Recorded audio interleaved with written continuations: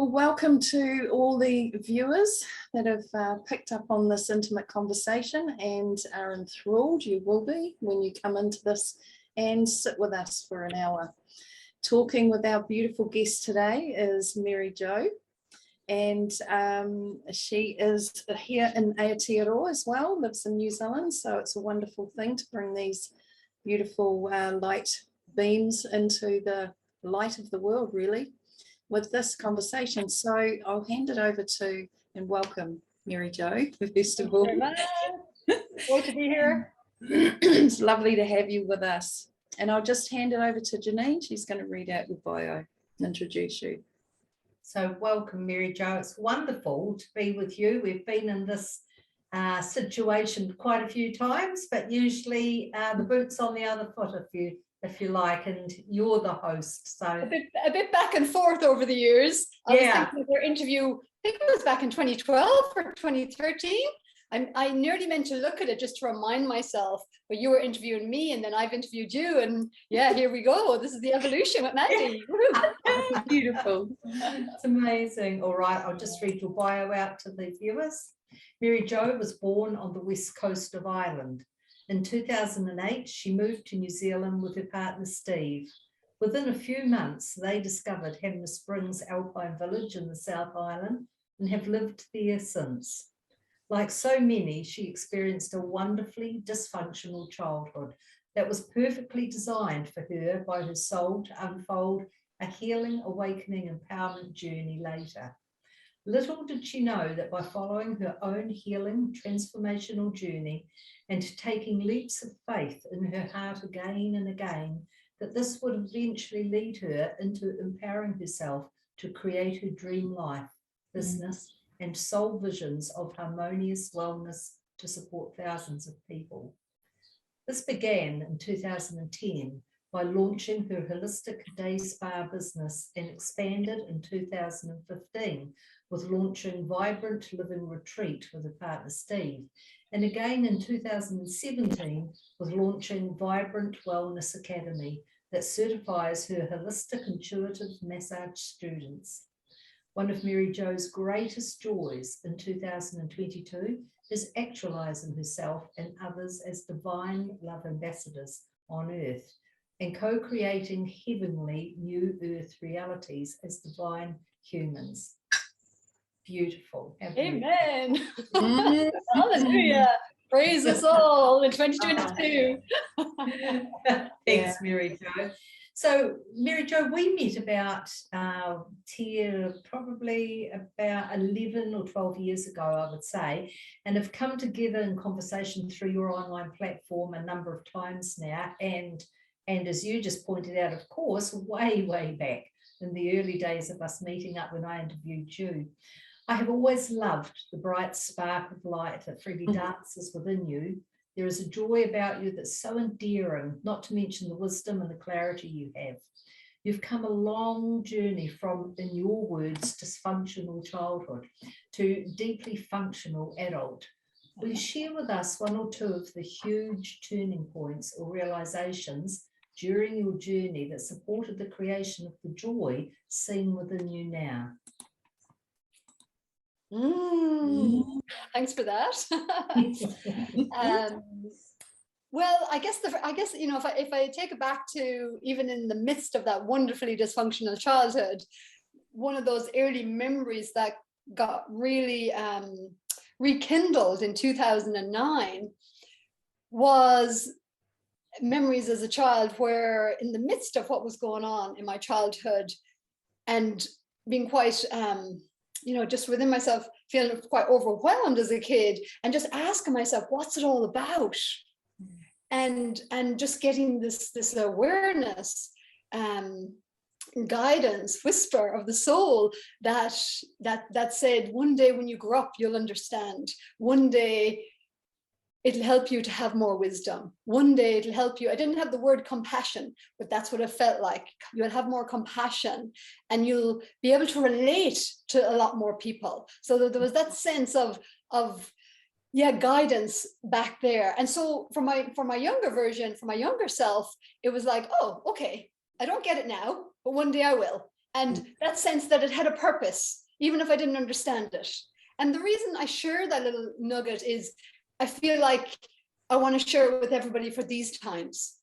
Even though we don't understand what's going on, it seems overwhelming, chaotic, challenging, in disarray, which is exactly how I felt in my just wonderfully dysfunctional home, life growing up.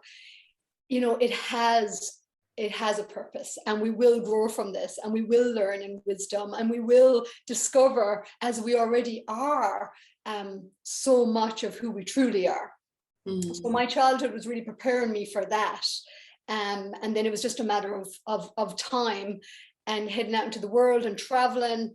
And I knew from a very early age that I would need to heal myself, to heal my life, so that I didn't repeat the patterns within my ancestry and family heritage. So I was very aware of that. And so I knew I wanted to get out into the world and travel. So that was the only thing I knew for sure, was I need to get out into the world, travel, have different experiences. Somewhere in me, I knew there's more to life. And I think that's the crux or the core of the awakening journey. And even what's going on in New Zealand and all around the world that we spoke a little bit before we got on is like, there's got to be more to life than this. Life can't be just about suffering, basically, and restrictions and pain and all of this stuff. So something in us says, so I think that's the kindling really within us, that the flame within our sacred heart that is guiding us along. And then, it was through the traveling that I really did begin to experience many other things and cultures. And for me, a big one was just having that time traveling and being able to unwind my nervous system from a lot of the traumas, and just let my hair down, so to speak, in terms of being able to relax and enjoy beautiful places in the world, and soak up all these different cultures and spirituality, and be an observer for many years, and also in that discover things like yoga and meditation, and just so many different ways to consider ourselves as humans. I guess a big one for me was India, because growing up in a Catholic family and a Christian community, that was, life, and then there's heaven or hell afterwards. To go to India and really be introduced to a culture of reincarnation and such a different perspective and way of looking at life. And one of the things I've often said is, like, before I went to India, I regarded myself as an Irish person traveling, going to these different countries, Australia and even Thailand and Cambodia and Laos and all of that. When I went to India, I realized I was a Western person. I had a Western mind. I had a Western conditioning. And that was an incredible education, such an education to open up and to really recognize a lot of my conditions, actually, and biases, and where my body, mind, and soul would say wasn't in harmony or synced up. Because in India, what I love about India is, like, in Western world, we have our rules, right? So everybody's going according to the rules because we've all been pretty much educated in the same system. Then you go to India, nobody's been educated in the same system.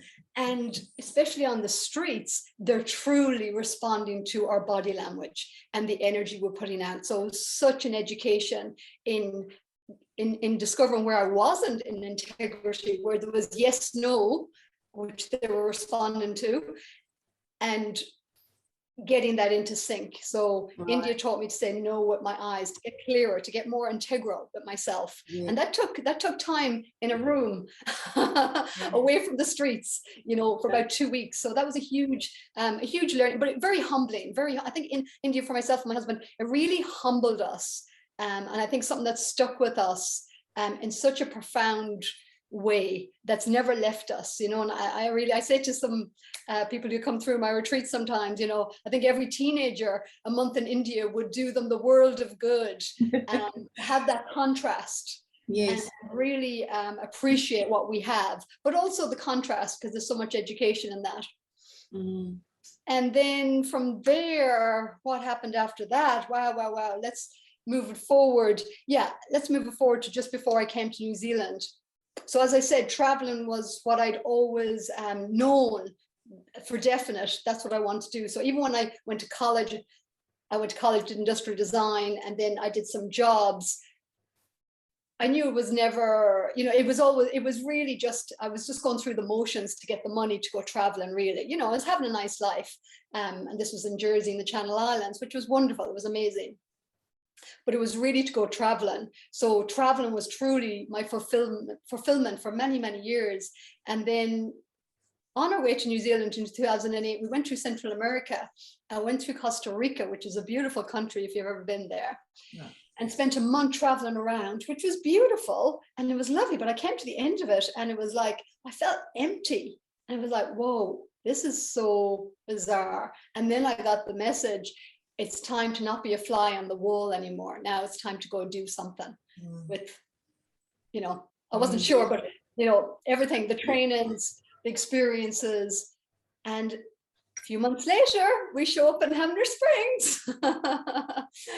And a few months after that, I begin to, you know, and again, we showed up in Hamner Springs in our camper van with about $100 in our account. We, you know, we had no idea this is where we're going to stay for the last 13, nearly 14 years now. We had no idea. We were just looking for a job. We picked up a brochure in Nelson, and, you know, so there's the synchronicities, as we all know. Nothing was moving in Nelson for us. We thought, our conscious mind thought that's where we were going, the most sunniest place in New Zealand we'd heard, but no, the heart, the soul had other ideas. Off to Christchurch, which I didn't feel like I wanted to go to, but it was the next place that was kind of on the map, and then popped into this little village, and within hours, I had a job as a massage therapist in the spa, and we had a room in a house, and it just went from there. And then I began to, the following year, create my business, and that led to Mountain View Massage Day Spa. And that was really a response to, feeling like I had more to give in my heart, and there was a different way to create the massage experience.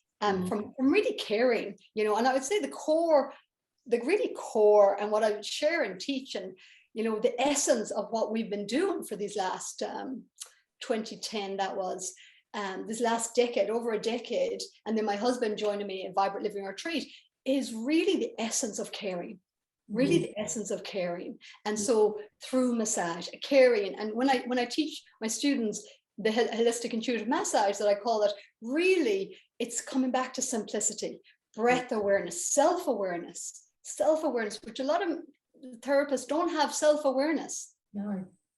And they're working, they're doing it, you know, mechanical. And then they have injuries and all this sort of stuff. I've never had an injury in all the years that I've been doing. I'm doing it over 15 years. There's no need for that when we take care of ourselves. But of course, a lot of what hasn't really supported therapists of all kind to really balance their own self-care. So a lot of giving, and of course our tendency, the carers of the world tendency is to give and not know how to receive. So that's a journey in itself as well, and to balance the giving and receiving, which has been, of course, my journey, absolutely. And so so a lot of what I'm teaching my students now is self-awareness, and I do that through the yoga, meditation, mindfulness, postural awareness, breath, and understanding that if we don't have it for ourselves, how can we truly extend that to another person? So it begins here. And with that, when we really can start having that connection with ourselves and that self-awareness, and healthy, friendly relationship with this body and this mind and the energy, the emotions that are flowing through, then we can really be present for somebody else through all of that. And and and be attentive to what's really happening with another person. And so when we can not so much operate in the left brain and what we think we know, which is all of the education stuff, right? And project that onto our person. And when we can put that into the background and actually just show up fully present, fully with the heart that's connected to the hands, and extend that to somebody. And of course they feel it. We all feel it when somebody's been present with us. It's the yearning in the hearts of so many to feel seen, to feel heard, to just simply feel cared for and accepted just as they show up. So creating that safe space. And again, you know, creating that safe space within our own self and learning how to do that, so that again we can extend that to other people. So just extend it into the last decade, and all these businesses, you know, and the evolution has really been just creating spaces and environments that people can just come in and just, they can feel, because of the people we are, the work we've done, the journeys we've had, the caring that we just naturally have on a soul level and on a life level. And as I said, the influence of being in India was very humbling for both myself and Steve. We worked with missionaries of charity, and we worked in many different homes and washing and cleaning, and you know, it was just incredibly humbling, beautiful work that we got to be a part of, got to be a part of, and yeah, just humble ourselves. Enlightening, beautiful, beautiful. Yeah, enlightening, exactly.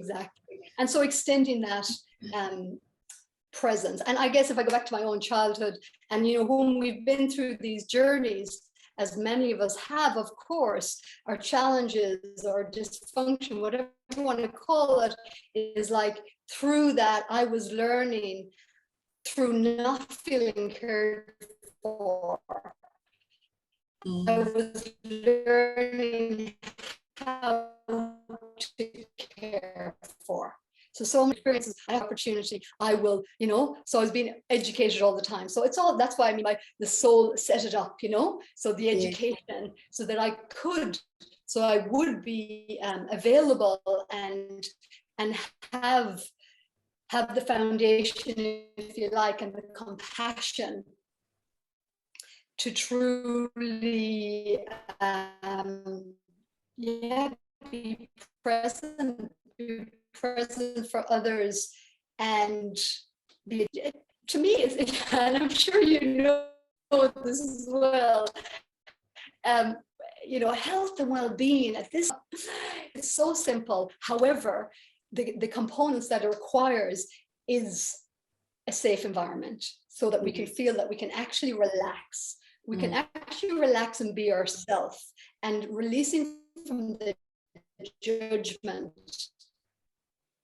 and the pressures and all of that kind of stuff. So having our simple needs taken care of. I did do a beautiful quantum healing hypnosis session with a beautiful lady lately. And she just returned after 2 years of my retreat. And this session, I've only streamed one live to YouTube, but this session is on there, and I highly, highly recommend it. It's a beautiful session. It is a long one, it's 3 hours, and she gave me her permission to share it. I loved that her, you know, her higher essence brought through was that to really thrive as humans, all we require is, you know, a roof over our head, basically, you know, a safe space, a roof over our head, you know, clean water, good food, a good night's sleep, and love. That's it. Yeah. Love.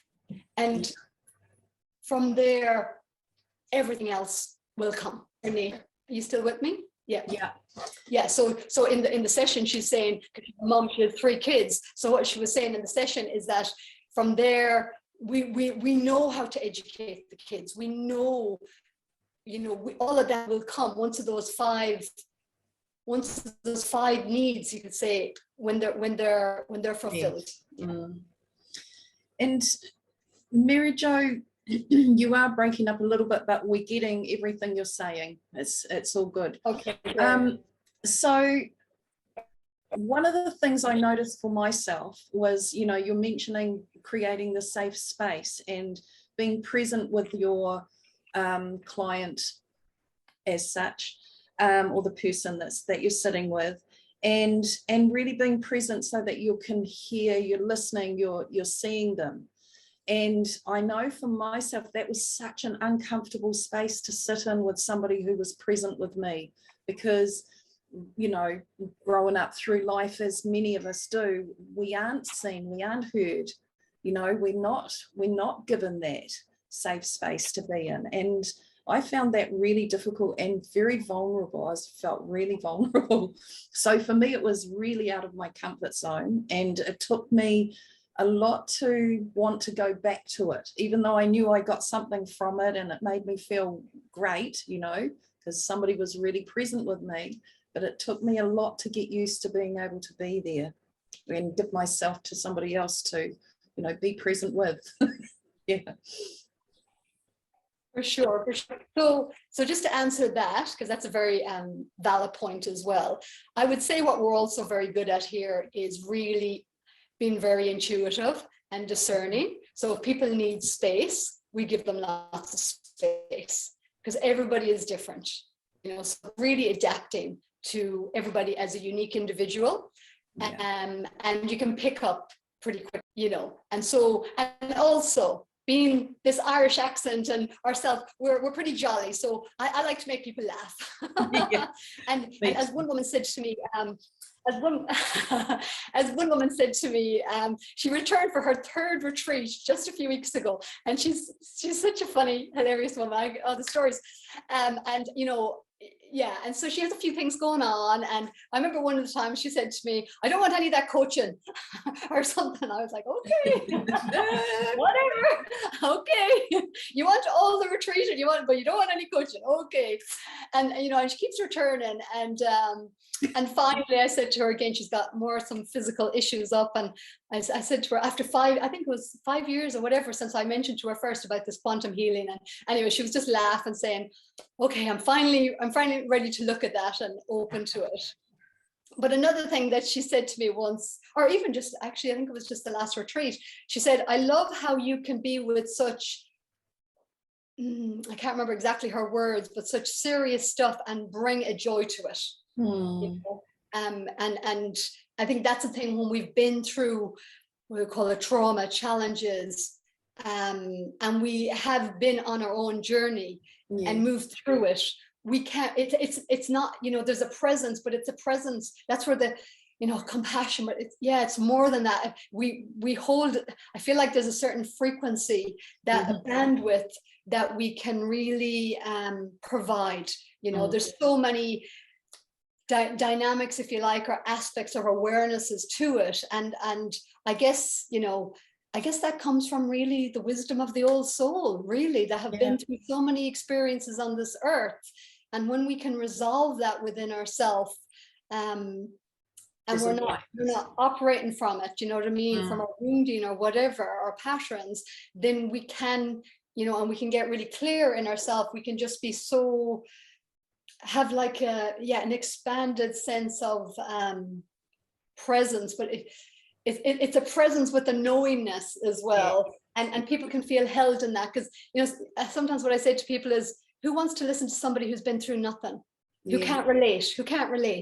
So often one of the ways that I also relate, and you'll see me in my posts, and that I relate by sharing my journey. So I'll often share my experiences when I feel guided to, so that I can be the example. And then often that's the way, just going back to your point, Mandy, that the you know, whoever's in front of me will say, I can totally relate to that story. Or you know, I might not have the same story, but, you know, and then they'll start opening up and sharing theirs. So it's because it is vulnerable. If you're just speaking to somebody and there's nothing coming back at you in terms of their story or their relatability, that is vulnerable. And I do feel like there needs to be a lot of discernment in resonance with who people really, you know, do share time with.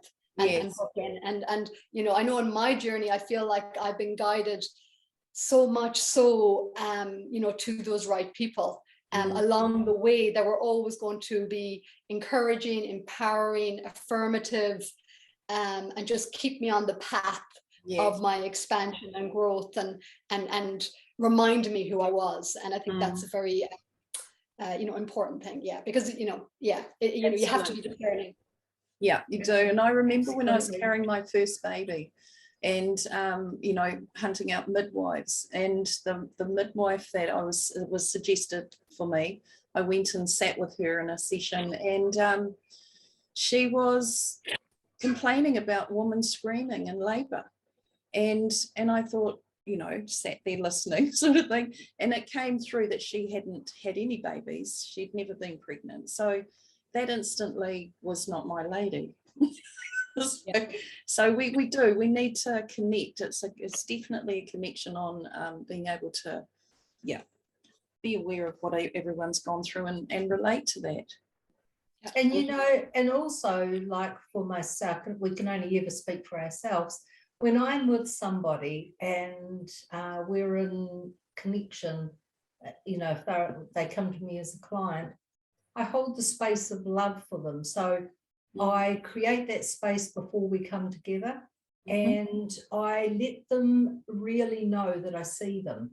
Because when you get to that level of awareness in yourself, as we have here with us three, where you know yourself as soul energy, as higher energy in here, having a human experience, having physical, tangible experience, you know also that person that you're with, no matter their wounds, no matter their hardships, their struggle, every part of that is an experience that the soul has loved, even though it's been very difficult on the human level. So to allow them to be seen as the soul having the human experience, also I have found helps a person really unwind from it, unwind from the story of it, from the hurts and the wounds of it, unwind and release it easier from that higher perspective down.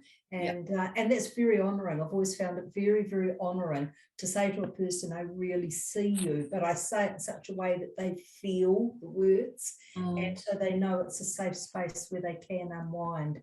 So each of us have our unique ways, but we're here doing what we love to do and working in our passion, and that is, helping awaken our brothers and sisters, and absolutely ready to step forward. So Mary Jo, sorry, you were going. You go. I just wanted to kind of add as well that the people who have come over the years, as you said, we all have our own, have our own ways. So like going back to also what you were saying, Mandy, it's like often when people would come and I would see how stressed or anxious or nervous or apprehensive or whatever, they may never have done a retreat. Or I did have one lady who sent us an email before she came to kind of warn us of her condition because of the level of abuse, physical, sexual, emotional. I mean, it was incredible level of abuse. And I was trusting, okay, I'm being sent, because this is,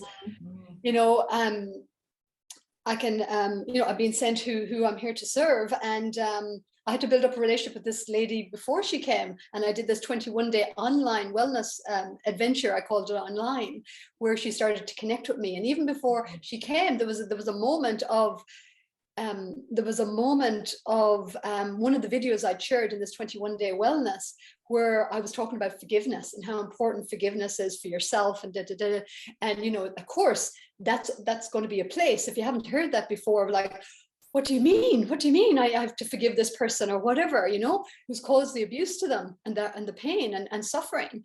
And so, eventually, anyways, what I said to this lady eventually, before she even got to the retreat, is and going back to what you were saying, Janine, when we're coming that broader perspective of our soul essence, knowingness, and when we've done the the inner work or whatever we like to call it, so that we have forgiven and returned to that love and compassion for ourselves and extending that to others.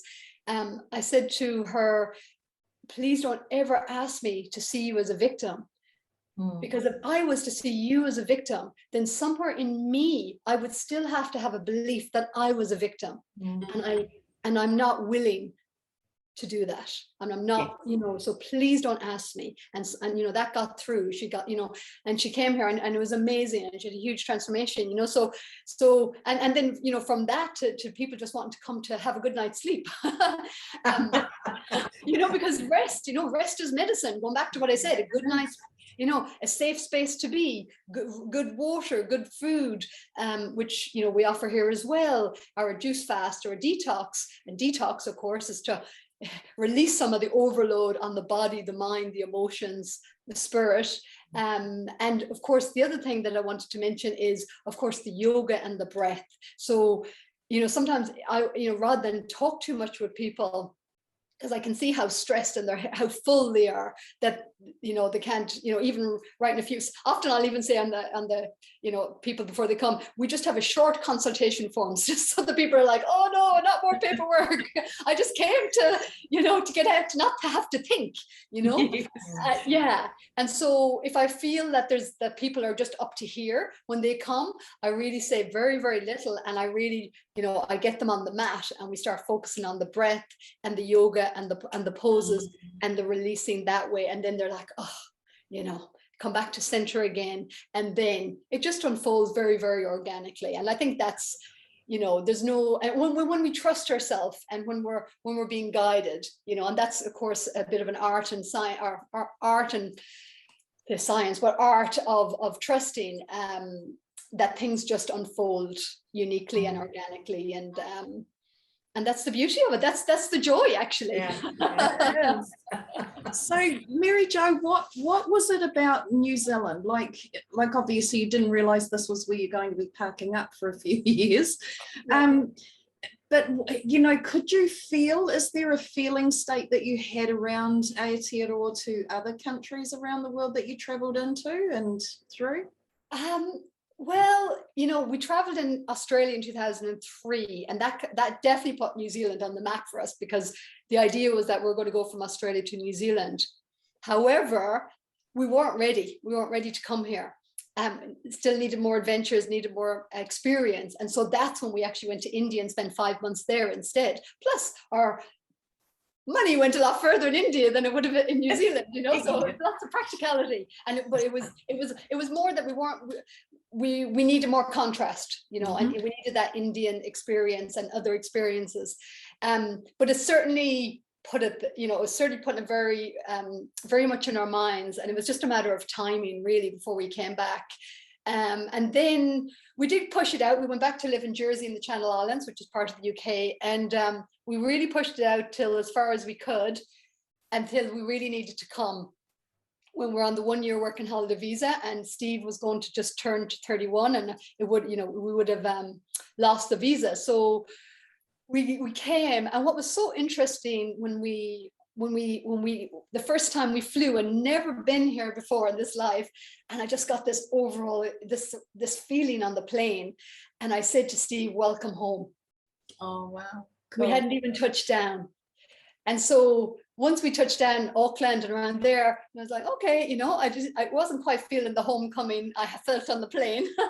It was like, okay, it was interesting. And then it was really coming to the South Island, for me anyways. It was just this new level. And I really feel that connection to Lemuria and to this more soulful energy that New Zealand has. And and it's like that message I got in Costa Rica. It was like, it's time to not be a fly on the wall anymore, to do something with this. And and then it was being of service in that way, and having my deeper awakening journey, which really began in 2009, and then 2010, when I had a Kundalini awakening, March 2010. And that was really something that shifted me from the egoic perception, learning about awakening and learning about the potential, and wanting to believe that it's possible and all this kind of stuff, to going, woo, oh, I'm the universe.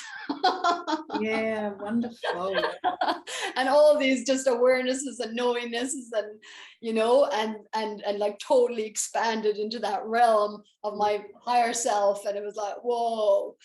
And so life has never quite gone back since. And of course, that's the awakening journey. I find we get that expansion, and then then it's, what the people call the dark night of the soul, or whatever it is. But it's really I like to call it reconciling. I like this word, reconciling. I would have said healing, but I feel like it's a reconciling. As I look back, with hindsight, it's a reconciling of the polarities, through this lifetime, through many lifetimes, and being able to release them, receive the through that release, whether we call it a trauma or whatever, there's wisdom in all of it.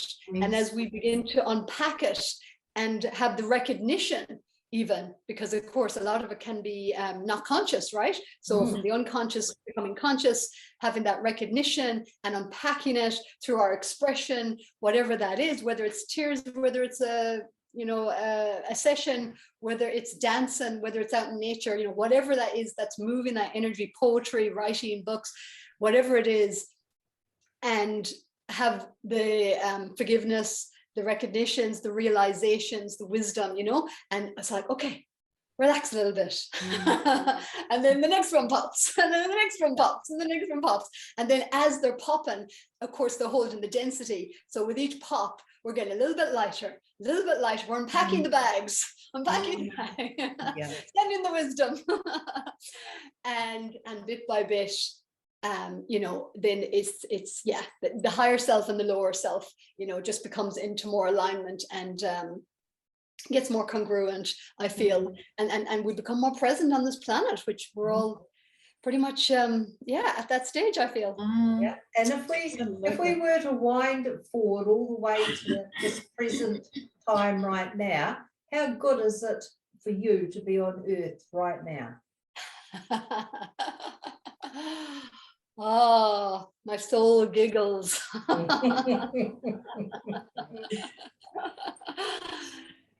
There's no place other my soul would rather be than be here now, having this incredible, exquisite, magnificent, illogical, wild, crazy ride of a life. And it's the experiencing, isn't it? It's just that. It's, yeah. Cool. In one quantum session I had when I was the client and I was under the hypnosis trance theta brainwave state, I had this image came of it was literally shown that my soul going, wee, can't wait to get in there. It was just this excitement to get into the human experience. It was just, yes, it's great to be the light and but oh my golly, just get in there for the experience.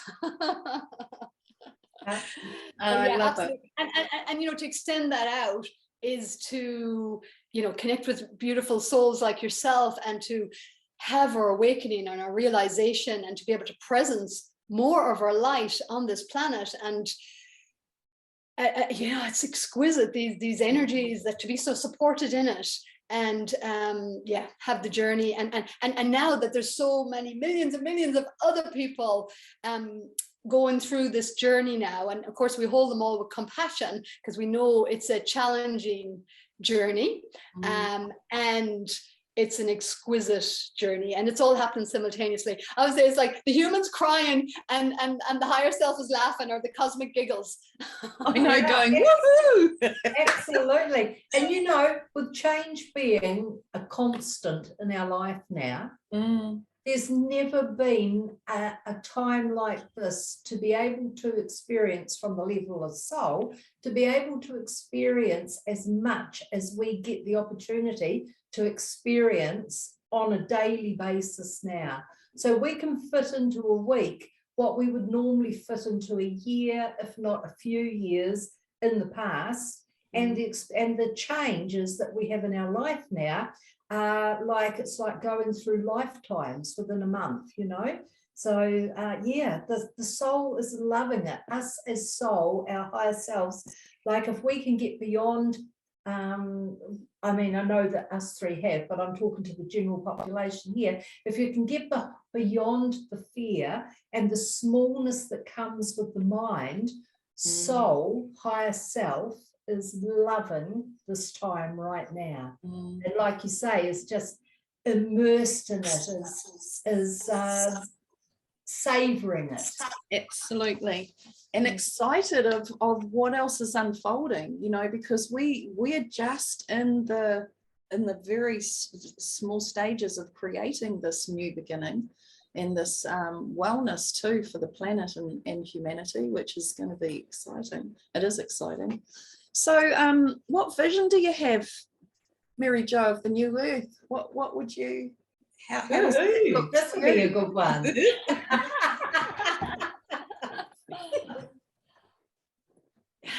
you know, it's happening right now, right? We're it. Yeah. We're it. Every conversation, every realization, every connection, and that clarity of who we are and how we really, what our values, what our true heart, soul values are, and how we really want to walk on the earth and communicate and connect. And, you know, yes, it's all, you know, we're all so unique and beautiful. And the more that we pop, so to speak, and Pop. accept that, I love it. accept who we really are, because really that's it, isn't it? It's just the acceptance journey, you know, Yeah. the coming home, the acceptance journey. Oh, I accept. And you know, with the divine love ambassadors, that 2022, it's like, oh, okay, I'm ready now. I accept it. I've known about it. I've been writing on my posts on Facebook. It's written on my arm: nothing to do, everything to be. I am divine love. That came to me in 2011 when I was out in nature.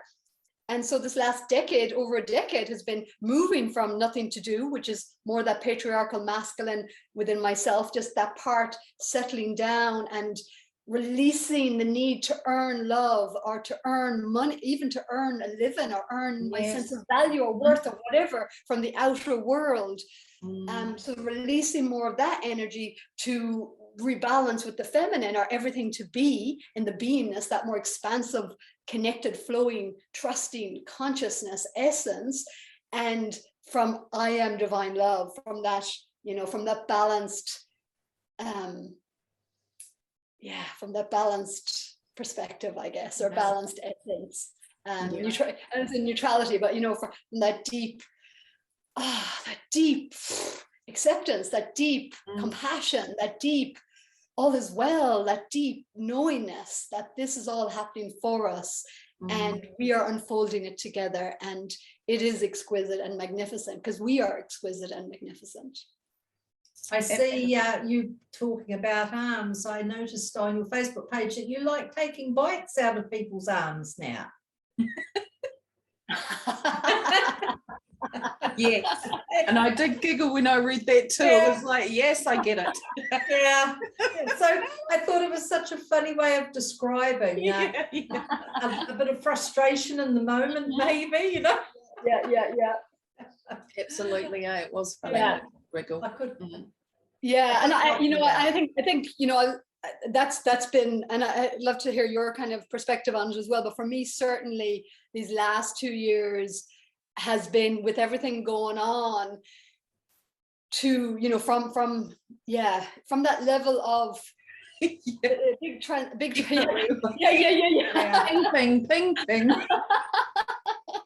Yeah. From that level of, well, I'll describe it this way. Through my own evolution again. Is the evolution growing up within my family. There was such a sense of responsibility towards my family. So through my awakening, 2010, 2011, 2012, you know, after that, one of the things I really was learning to put down that responsibility, that commitment, where, you know, that on that soul contract level or human level, you know, those commitments, and to realize I'm not responsible for my family. They're responsible for them, and to truly, you know, what we do, cut the cords and, you know, complete that project, so to speak. And then really in 2020, it was like, oh, now it's time to put down the responsibility for the world, to put down responsibility for the world. I was really coming up my shoulders. This is where the body speaks, so that I could let go of wanting to save people from their own journeys. And I think that's one of the biggest challenges, is allowing people their journey. And that's the compassionate heart, is to have so much compassion for the human evolution and journey and awakening, to allow people their journeys. It is, everybody is on their unique path and their unique journey, and they don't need saving, actually, you know, so because that's actually a less empowering consciousness, or less empowering perspective. So to see people as they truly are, which is incredible, powerful, creational, connected beings on their path, and when they're ready, they're ready.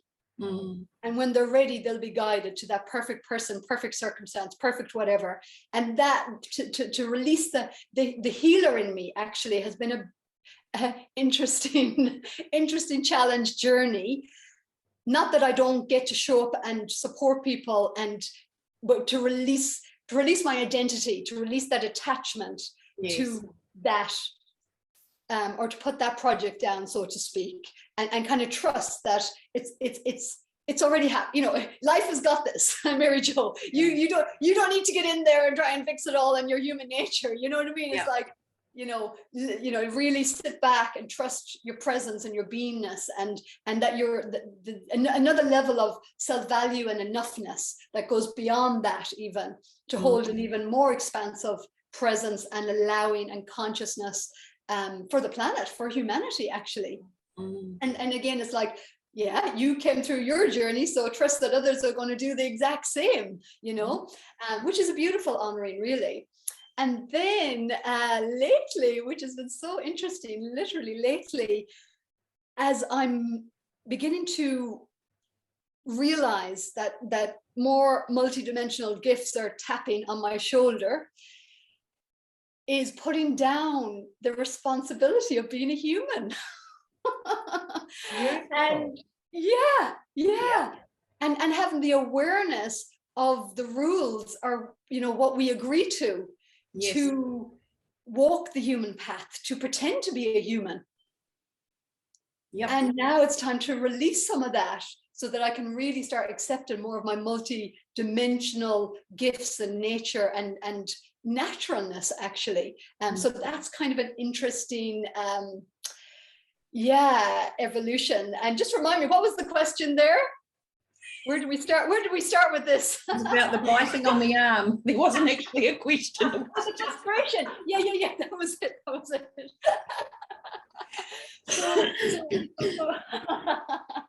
So especially in that middle part, putting down that wanting to, you know, heal or save humanity, is that's, you know, that back and forth of being the observer, being the witness, and getting frustrated of, you know, some of the things that we observe, you know, of what people are moving through and choosing through on some level for their experience, and then to kind of step back again and go, compassion, allow them their journey. Totally. That was great. I felt, for me, it was difficult, and I did find it difficult, and it was difficult. It was the word I have to use. I have had my challenges. I literally said, I'm not safe to let into the village. The reason I get with the trees and the birds and the plants. Because I always work on the energy, you know, it's energetic, it's light, it's the vibration stuff for me. But what I did is I got dragged into the human, for sure. And it was a battle for me to not do. It was like, stop doing. You don't need to do anything. Just be in this. Just be in it. And vibrationally and energetically, just work that way that you always have, you know, on a bigger scale and the bigger picture. But I kept getting dragged into the human part of it, you know, and that wanting to like that as being the healer, you know, wanting to just save everybody from harm. And that was really difficult to not go into it, and in a big way. I mean, I went in it that way, but I could have gone in really, really deep and dived right into that and gone into major battle up.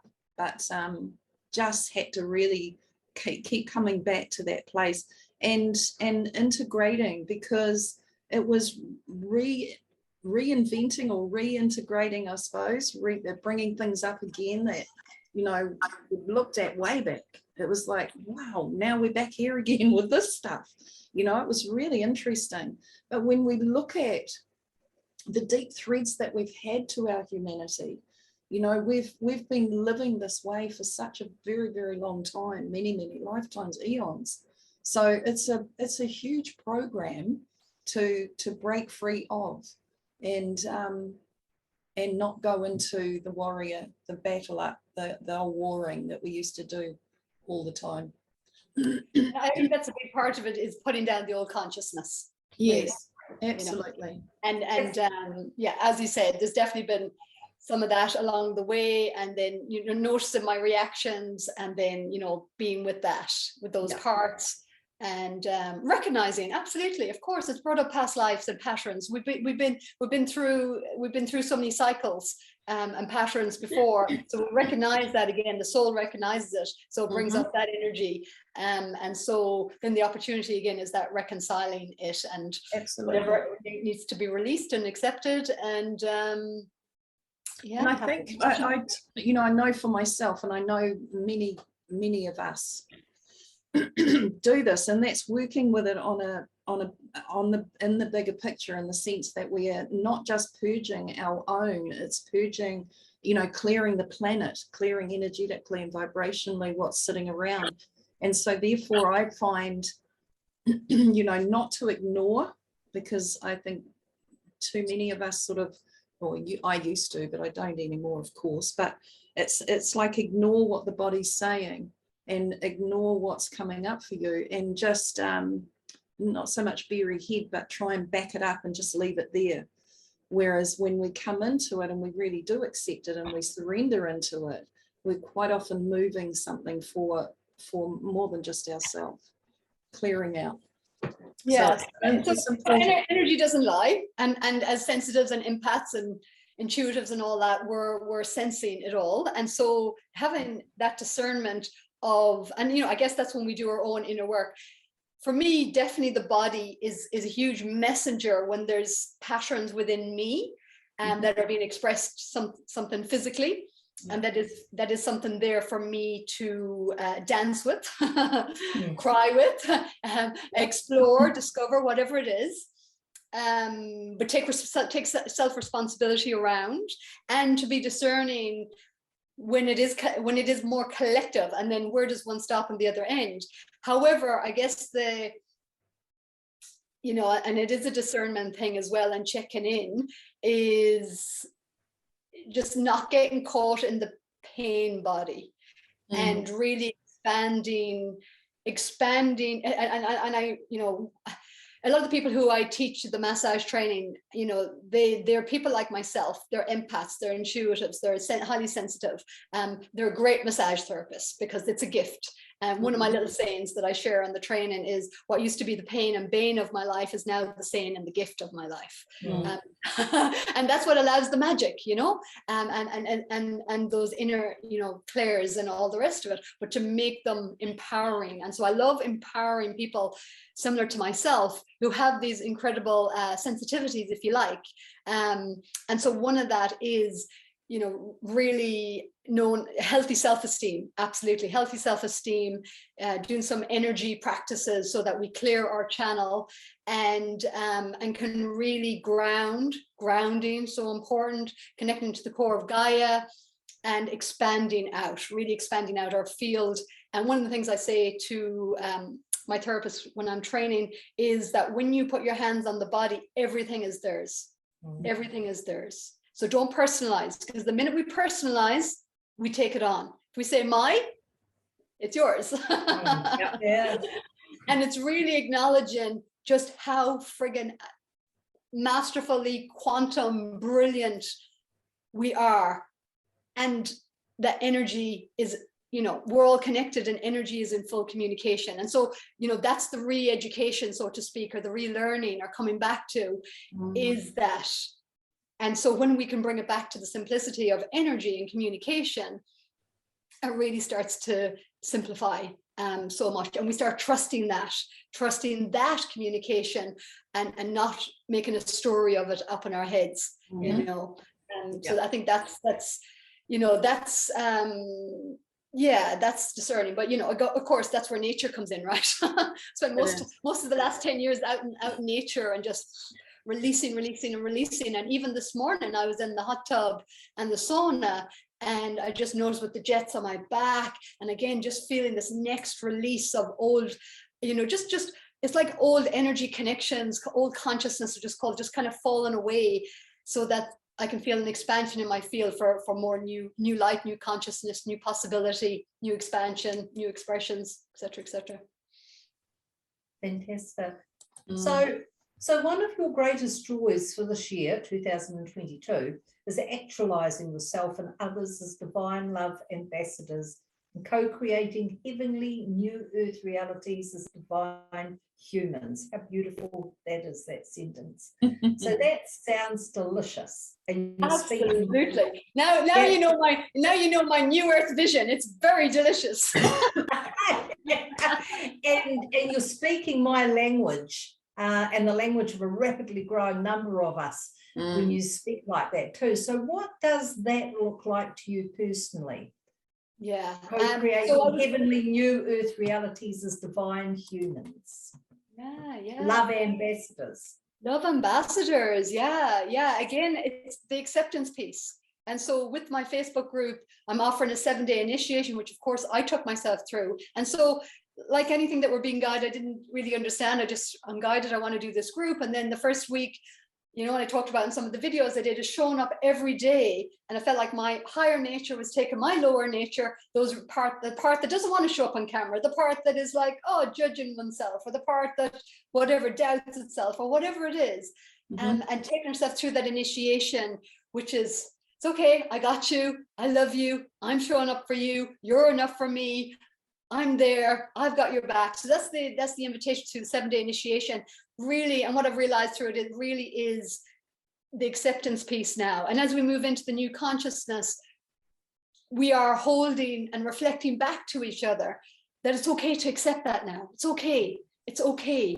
You can accept that you're lovable. You can accept that you're loved. You can start to bring that forward now. It's safe to do so. You're allowed to do so. This is a permission slip. So that's really what the group is about. It's a permission slip to anchor and actualize divine love by claiming it, by showing up, and by moving through the parts of us that you know may not feel lovable or enough. And be just like kind of going back to what you said, Mandy, as well, you know, be quite intimidated, or it's very vulnerable. And it certainly used to be for me. It was a shock one day when I walked through again, out in nature. And I can't remember what was going on in my head, but I was, you know the way you're in communication, the ego and the higher nature. Yeah, and I was probably feeling a bit sorry for myself. My ego and nature was feeling a bit sorry for myself, or not good enough, or whatever it was, or not doing enough, or, you know, was probably putting a bit of pressure on myself, or whatever it was. And yeah, and then all of a sudden I just got this awareness. I am a divine ambassador of love. And my ego nature went, what? Who? Me? I was looking around. Are you sure? How could that be me? I've lived this experience so much of not knowing what the heck love was, or not feeling lovable, and being so distant from that love. And you know, so yeah, it was like I wasn't ready in that moment to take that on. That was like a whole new concept. What, me? I could be a divine love ambassador. And then however many years, I'm getting the number 7 in my head. 2022, and it's like, right, yeah, ready now. I'm ready now to bring that forward and to accept that here in the here and now on earth, and to invite others to come with me. Beautiful. What an incredible journey. Amen. I mean, I've known myself for years now as a messenger for love. So ambassador for love and messenger for love, it's the same thing. And yeah, we're all going on the same journey. We're doing it in our unique style, in our own way, with our own flavors, but we're all on the same journey, aren't we? Yeah. Beautiful. And it's appreciating that uniqueness, you know, and it's the end. I had another session where I was the client in the quantum healing hypnosis, and one of the things my higher nature was teaching me in that session was there's no restrictions, and it's an and universe. And when I come out of that session, it was like the word and that used to be the little word in between the big words, the nouns and the verbs. It was like, it just became the big word and everything was like and. And when we move out of that linear way of perceiving ourselves and life, and we move into the quantum awareness that it's and. So the and is, yes, we're all in this together.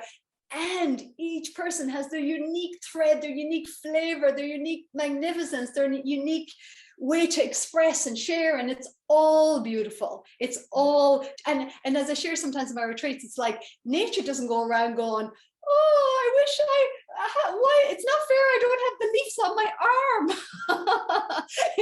I don't want it to be you know, I don't want it to be autumn. You know, it's like I want it to be summer again. You know, it's like nature just is. And you know, there's times where it's all mucky and guggy, and there's times where the beautiful blossoms are coming up, and you know, it's all shapes and sizes and versions, and it's all beautiful, and it's all what makes up all the seasons, and it's all what makes up the beauty of who we really are. Yeah, It is. the beauty of the natural world, the beauty of us as natural beings. Absolutely. And that's all that the awakening is. It's just coming back to our natural self. We're just unplugging from the unnatural, complex, confusing. And it's been a great experience. It's been a great experience of learning. And I actually did a video in the Divine Love Ambassadors group yesterday, and I was really tuning into again this human journey, you know, because at our essence, yes, we are this incredible divine love or this vast consciousness, and yet it is the human journey as we turn back, as we awaken and we come back, and it certainly has been for me, of feeling so unlovable, so lost, so abandoned, so rejected, so unlovable, and then bit by bit turning back, a little bit more of that light, a little bit more of that experience, a little bit more touching into it, and that is the exquisiteness for consciousness, for our soul. This is love. This is me being accepted. This is me being held. This is me being okay for who I am, and feeling that expansion in our heart, and expansion in trusting ourselves more, and our voice coming online, and you know, all this little bits, and you know, and coming back into knowing love, what love really is, because otherwise, it's just this vast consciousness, but what is it, you know? And so through the human journey and the separation and coming back in, you know, that's the discovery, and it is so sweet. And if you know, if people could, you know, if it could be accepted or could be surrendered into, that all of this is happening for us, not to us. And if we could really be in the sweetness of each moment, and what's today got to show me, or how am I going to show up today, or thank you for this amazing day, and thank you for this amazing opportunity to experience myself in this day, and to discover what is for my highest good and the highest good of all for me to discover today, and unpack, and you know, get so curious about yourself. Fascinated by yourself, and just not get too caught up on the outer world, because really we know, and the more we go deeper in, we know it's just a reflection of who we really are on the inside, and what we're putting out, what we're projecting. And so the more we take care of in here, all of that will take care of itself. It truly will. Beautiful. Absolutely beautiful. So you offer retreats, Mary Jo, and you have accommodation there, is it, that they come to, or how does it work? Yeah, so we offer a few different retreats, and as I mentioned, detox, yoga, mindfulness, and as I said, we adapt as well, what people want, the rest, the pampering through the massage, facials, exfoliations, all of that kind of stuff, the nature, of course, the yoga, the breathing, and yeah, we have a few different accommodation. We have from more of a shared cottage, homely kind of feel, to a B&B style ensuite with a beautiful infrared sauna, to a beautiful luxury villa with a hot tub. So I love that as well. I was just saying to Steve earlier, I just love contrast. And so, you know, everybody has different styles. We have different styles of accommodation, and different people prefer them, actually have preferences. So that's really nice. And what else do I do? I do quantum wellness retreats, and really the center point of that one is everything I've spoken about is there. The food as well, of course, or juice fasting, depending on what people want to do. And the quantum healing hypnosis technique is part of those retreats. So people who come on those are looking for that session. I'm so grateful to have trained with Dolores Cannon in 2013, 2014, and to be able to offer those sessions. I've also done introspective hypnosis with a couple of people I met on that training who came to New Zealand in 2019, which was beautiful. I met some amazing people in New Zealand who we're still in contact with. And so, yeah, and I've done hundreds of sessions over the years. And what I love about that session is they're just incredible opportunities to point people back to themselves, to no questions off limit. Truly anything can be healed. Yes, you know, changes may need to happen in the life to have that to continue on the healing and to continue on being keep pointing in that direction. And that's that's everybody's choice and how much they embrace that. But I've seen just incredible transformations, and people have come back to me over the years, just incredible transformations from those sessions. And yeah, they really excite me, those sessions. I'm just so grateful because yeah, it's just incredible what's possible. Past life healing, inner child, it's just so much for the awakening journey, and so much can happen in just one session. So they can take anywhere from 4 to 6 hours. Actually, they're a one-off session, they're recorded, and they're not just one session. They're one session with me, but then the recording, you listen to it many, many times, and every time you listen to it, you connect to that more expansive frequency, really, of your higher self. And you integrate it, and then again, it's like, okay, now I got it. Now I'm more, my thought patterns are more integrated, my energy in my body is more integrated, and I'm able to flow more as that more expansive awareness, insight, understanding that took place within the session. Does that make sense? Yeah. So yeah, so it's a beautiful, empowering tool for people. So yeah, as you know, I'm passionate about empowerment and pointing people back to themselves. So that's what I love about those sessions. Is sometimes what I say to people after the session is, so do you believe Jesus now, that he said all the answers are within you?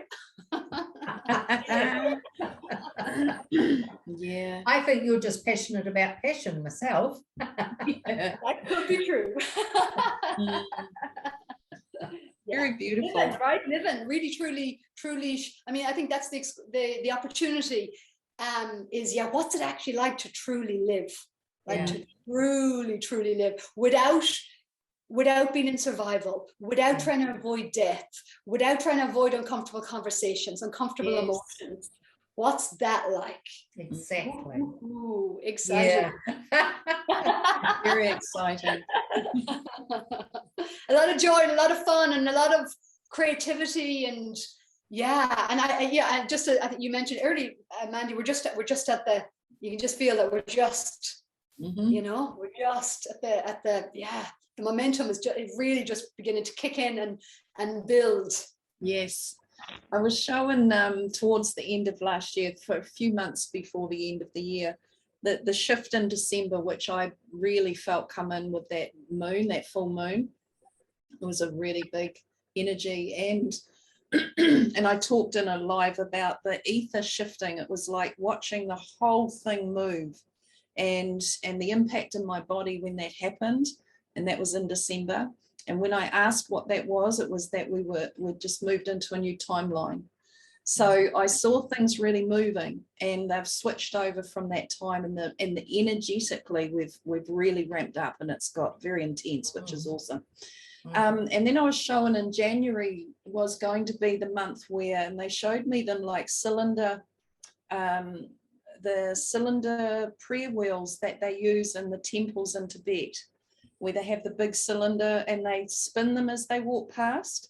And they were just lined up, many of them. And it was like one thing after another, after another, after another, after another, after another. And it just went on.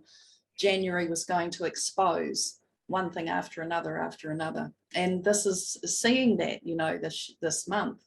And then February and March were going to be the reset. So there's now the newness come in, and we're now resetting self in the new knowledge, understanding, vibration, really. But the old information now is moving on, and it's leaving, it's moving out, and we're coming into a new whole new way of seeing, feeling, understanding. But this isn't just us who are aware and have been for a while. This is many, many others now that are really going to start settling into this reset over February, March. By the time we get to April, I've been shown this absolutely amazing doorways that we're heading through, and this wide opening that is just expanding wide open. And we might mention the word COVID and it's like, oh gosh, oh my God, that seems like 10 years ago. It's like it's not even in our memory bank at all anymore. So it's showing itself as I saw it, and I'm so excited about that. So we're just in the beginning of this opening up and breaking through into our deeper awareness, which is magical. Can't wait. Like, it's not waiting for anything, it's already happening, but it's the magic in it that I say can't wait for others to see and experience, instead of being in the We like playmates, don't we? Pardon? We like having playmates. Yes, we do. We love it. Yeah, oh, it's fun. Yeah, I have heard a few other people talk about April as well, and this will have moved over, and yeah. Oh well, cool. Yeah, Mm. That's wonderful. So yes, exciting to see what's going to unfold, what we're going to start really, really creating, because I think, and what I see and I feel for myself too, is there's new openings, of course, within self that are opening us into new purposes, I suppose, if that's a thing. Who knows? Yeah, it feels like it's just such a newness, and it's such a new discovery of ourselves in such a new way that it's going to be incredible. It is, there's going to be a lot of creativity and exploration, I guess, trying out different things. And again, if we take away everything that I said earlier, it's like, okay, who do I show up at now? Yeah. And you just drag that old consciousness around. Who do I show up now? Yeah. And everything that moves away, we're left with just experiencing. And that's what I get excited about. And I guess really the simplicity of it as well is what brings you joy. Simplicity is showing up what brings you joy. And so, for me in my life, a lot of joy is actually just sitting in my garden, or a lot of joy is getting into a beautiful bed at nighttime. It's simple joys. It can be simple stuff as well. And there'll be people creating music and creating all sorts. But I think, it's more coming back to the exquisiteness of every moment and the nature, and just like that connection and the realization of that connection and the appreciation. It's like, and I'm sure you must be getting this, like that feeling. Yeah, it's like that feeling of a new level of myself getting to experience life. So called the God self, and so it's like, wow, I'm touching, I'm touching, like I love touching the barks of trees or feeling the leaves. Really interacting with this beautiful, beautiful world, and this beautiful, beautiful human nature that we have given such a hard time to. It's like, wow, you're amazing. Wow. You're a beautiful human. I love being with you. I love having these experiences. What are we going to do today then? Yes.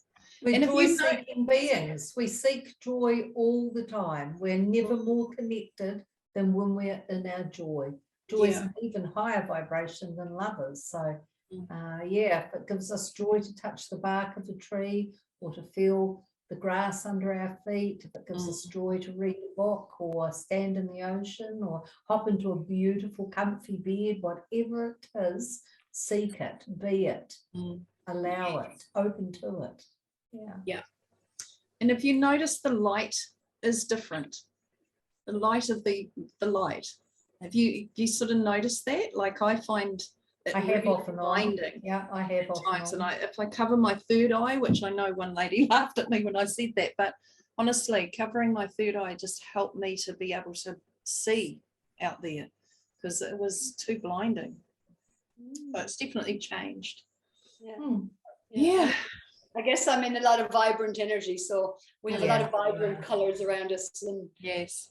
It's been a wonderful time, Mary Jo. It's been a wonderful, wonderful time Yes. shared with you today. I knew that you would just be a joy bubble because I could already feel what Yes. vibration you were in.